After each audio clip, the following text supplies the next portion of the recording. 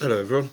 Right, just a brief video. Now this is from the title, you'll guess this is my foray into Black Seas, which I'm actually quite excited about because for quite a long time I've had a bit of a hankering for something naval, and this looks like it's ticking the boxes. Really quite enjoyed doing this. Little bit fiddly if I'm honest, but I've learned some things which I'll pass on to you lot now. But this is the first one I've done. This is a British frigate from the starter box set. I think I don't know whether I'm gonna do like real ships or not. So I've just done a bit of a generic one. The only thing is that I took the order of battle from Trafalgar and had a quick look, and there are some frigates and a few brigs and things like this for the French and a few frigates for the British. So I think I'll just go with that for the time being. But mostly it seems to be third-rate ships with the odd first-rate thrown in. So anyway, so this is what I've done, and if you've noticed at the top, that's why I've altered the flag, because the frigates were in a certain, and they were in a certain squadron and they didn't have that flag, so I just painted it up. Anyway, that's by the by. So there we go. There's the first one I've done. Really pleased with the way it came out. Just it's a bit of a learning curve, because if I started from scratch, when I assemble the model, I personally wouldn't put the masts in until I'd painted the whole of the hull, and then I'd put the masts in, purely for ease of getting to the hull. But hey ho, you learn, don't you? So that's one thing I would do. The rigging I didn't. I urge everyone, give it a bash, because actually it's a little bit fiddly, a little bit time consuming, but once you get into a bit of a rhythm, it's not too bad. Not too bad. Flags are great from the set. So all in all, yeah. And then these acetate rat lines, not too bad to do. I have heard that somebody said they do the rat lines off before they do the rigging, or certain parts of the rigging, and I thought to myself, no, I think I'll do the ship, paint the ship, put the masts on, then I will do the rigging, then the rat lines, then the sails. That's my order of doing stuff, but obviously everyone's different. But yeah, really enjoyed it.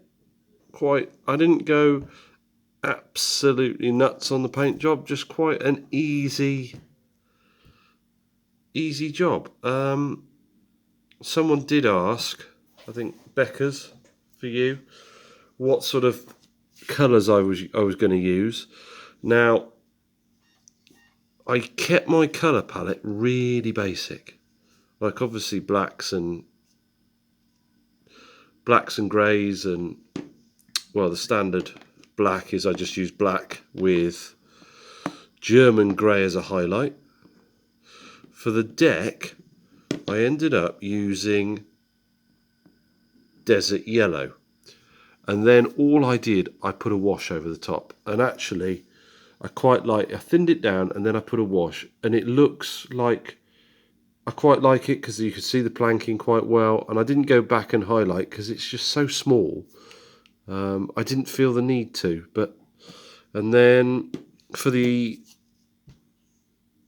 British Nelson checker pattern mustard colour, I ended up using German camo orange ochre.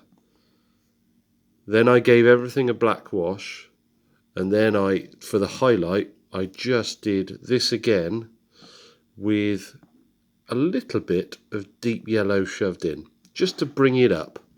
And that was it. I mean, simple as.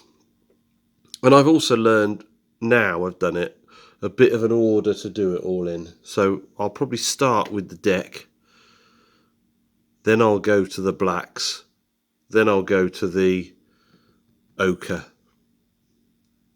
But it's all a learning curve, isn't it? And it's good fun. It seems really good fun. And I'm quite enthusiastic about this. I really enjoy doing it. It's time consuming to do each ship, but rewarding at the end of it.